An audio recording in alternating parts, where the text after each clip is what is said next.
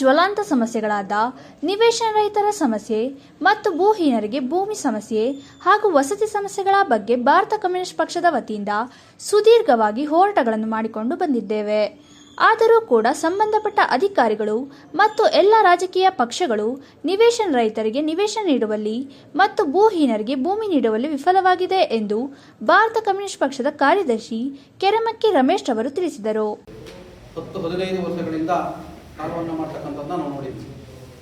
ಹಾಗಾಗಿ ಹೋದು 3-4 ತಿಂಗಳಲ್ಲಿ ಅಹೋರಾತ್ರಿ 7 ದಿನಗಳ ಕಾಲ ಅಹೋರಾತ್ರಿ ಧರಣಿ ಮಾಡಿದಂಥ ಸಂದರ್ಭದಲ್ಲಿ ನಮಗೆ ಒಂದೇನಾಯಿತು ಅಂದರೆ ಆಗಲೇ MP ಚುನಾವಣೆ ಸ್ಟಾರ್ಟ್ ಆಯಿತು. ಆಗ ಕೋಡ್ ಆಫ್ ಕಾಂಟ್ಯಾಕ್ಟ್ ಆಯಿತು. ಹಾಗಾಗಿ ಆ ಧರಣಿಯನ್ನು ಜಿಲ್ಲಾ ಆಡಳಿತದ ಒಪಿನಿಯನ್ನ ಮೇರೆಗೆ ನಾವು ವಾಪಸ್ ತೆಗಿಬೇಕಾಯಿತು. ಬಹುಶಃ ಅವತ್ತು ಆಶ್ವಾಸನೆ ಕೊಟ್ಟಂಥ ಜಿಲ್ಲಾಡಳಿತ ಮತ್ತು ತಾಲೂಕಾಡಳಿತ ಯಾವುದೇ ಆಶ್ವಾಸನೆಗಳನ್ನು ಈಡೇರಿಸಿದೆ. ನಿರಾಶ್ರಿತರಿಗೆ ಜಾಗವನ್ನು ಸಹ ಗುರುತು ಮಾಡದೆ ಇವತ್ತು ಜನರ ಮಧ್ಯೆ ಚೆಲ್ಲಾಟ ಆಡ್ತಕ್ಕಂಥದ್ದನ್ನ ನಾವು ನೋಡ್ತಾ ಇದ್ವಿ. ಹಾಗಾಗಿ ವಿವಿಧ ಹೋಬಳಿಗಳಲ್ಲಿ ನಾವು ಭಾರತ ಕಮ್ಯುನಿಸ್ಟ್ ಪಕ್ಷದ ತಾಲೂಕು ಸಮಿತಿ ವತಿಯಿಂದ ಇವತ್ತು ಕಾರ್ಯಕ್ರಮಗಳನ್ನು ಹಾಕಿದ್ವಿ. ಇದೇ ತಿಂಗಳು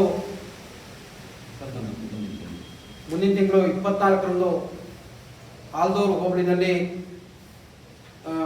ನಾವು ಪ್ರತಿಭಟನೆಯನ್ನು ಮಾಡ್ತೀವಿ.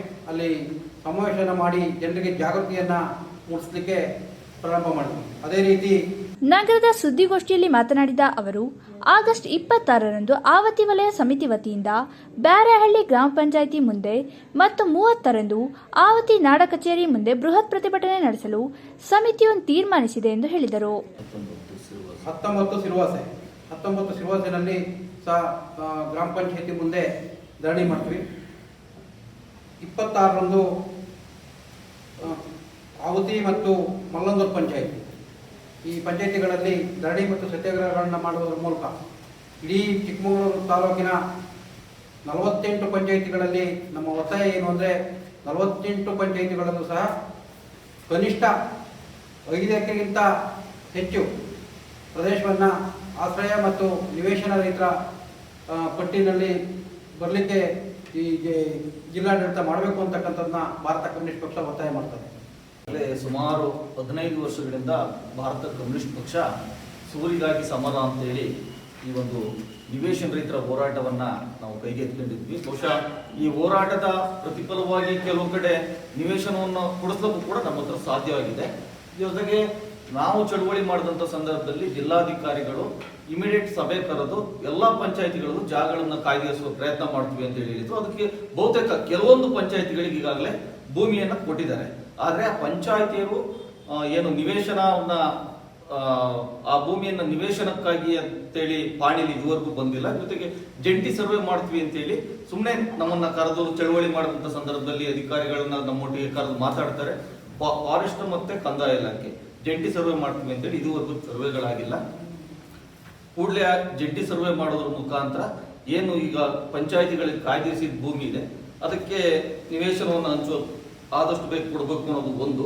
ಎರಡನೇದು, ಈಗಾಗಲೇ ರಾಜ್ಯ ಸರ್ಕಾರನೂ ಕೂಡ ಏನು ಭೂಮಿಯನ್ನ ಲೀಸಿಗೆ ಕೊಡೋಕೆ ಈಗಾಗಲೇ ತೀರ್ಮಾನ ತಗೊಂಡಿದೆ. ಅದಕ್ಕೆ ನಮ್ಮ ಅಜೆಂಡಾ, ನಮ್ಮ ಹೋರಾಟ ಭೂಹೀನ ದಲಿತರಿಗೆ ಭೂಮಿಯನ್ನ ಕೊಡಬೇಕು ಅನ್ನೋದು ಈ ಹೋರಾಟದ ಒಂದು ಅಜೆಂಡಾ ಅಂತೇಳಿ ನಾವು ಈ ಸಂದರ್ಭದಲ್ಲಿ ಹೇಳ್ತೀವಿ. ಜೊತೆಗೆ ಮೊದಲು ಭೂಹೀನ ದಲಿತರಿಗೆ ಭೂಮಿ ಕೊಡಿ, ನಿವೇಶನ ರೈತರಿಗೆ ನಿವೇಶನ ಕೊಡಿ, ಮತ್ತೆ ವಸತಿ ರೈತರಿಗೆ ವಸತಿ ಕೊಡಿ ಎನ್ನುವ ತಾಲೂಕಿನಾದ್ಯಂತ ಹೋರಾಟವನ್ನು ರೂಪಿಸಬೇಕು ಅನ್ನೋ ಸಂದರ್ಭದೊಳಗೆ ನಾವು ಈಗ 4 ವಲಯ ಸಮಿತಿಗಳನ್ನ ನಾವು ರಚನೆ ಮಾಡ್ಕೊಂಡು ಆಲ್ದೂರು, ಸಿರುವಾಸೆ, ಮಲ್ಲಂದೂರು ಮತ್ತೆ ಔತಿ ಮತ್ತೆ ನಗರ ಸಮಿತಿ ಇಷ್ಟು 5 ಭಾಗಗಳಲ್ಲಿ ನಾವು ಈಗಾಗಲೇ ಮುಂದಿನ ತಿಂಗಳು ಆಗಸ್ಟ್ ತಿಂಗಳಿನಲ್ಲಿ ಚಳುವಳಿ ಮಾಡಿ ಸೆಪ್ಟೆಂಬರ್ 15ರೊಳಗೆ ಬೃಹತ್ತಾದ ಚಳುವಳಿಯನ್ನ ಚಿಕ್ಕಮಗಳೂರು ನಗರದಲ್ಲಿ ನಮ್ಮ ತಾಲೂಕು ಸಮಿತಿಯೇ ಮಾಡಕ್ಕೆ ಈಗಾಗಲೇ ತೀರ್ಮಾನ ತಗೊಂಡಿದೆ. ಸುದ್ದಿಗೋಷ್ಠಿಯಲ್ಲಿ ಸಹ ಕಾರ್ಯದರ್ಶಿ ಹೆಡದಾಳ್ ಕುಮಾರ್, ನಗರ ಸಹ ಕಾರ್ಯದರ್ಶಿ HK ಸೋಮೇಗೌಡ ಉಪಸ್ಥಿತರಿದ್ದರು.